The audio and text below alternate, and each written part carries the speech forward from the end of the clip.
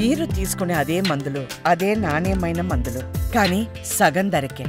అవును, MedPlus brands pi 50 to 80% తగ్గింపు.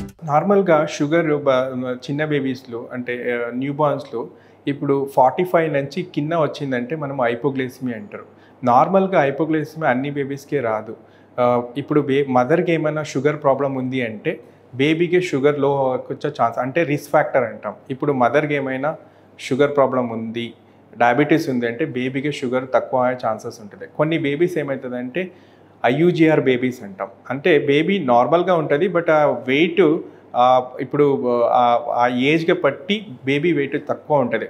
అలాంటి బేబీస్కి షుగర్ తక్కువ అవుతుంది. కొన్ని బేబీస్ ప్రీమెచ్యూర్ బేబీస్, సెప్సిస్ ఉన్న బేబీస్, కొన్ని క్రిటికల్ ఉన్న బేబీస్కి న్యూనటల్ హైపోగ్లైసిమీ వచ్చే ఛాన్స్ ఉంటాయి.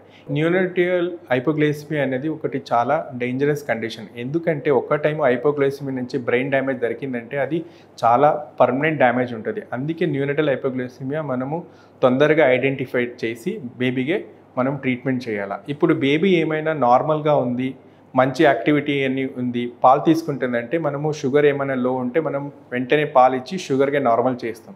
కొన్ని బేబీస్కి ఏమంటే షుగర్ లో అయిపోయి బేబీ లెథార్జీగా పాలు తీసుకోవట్లేదంటే మనము ఐవి ఫ్లూయిడ్స్, డెక్స్ట్రోస్ని ఇచ్చి షుగర్కి నార్మల్గా చేస్తాం.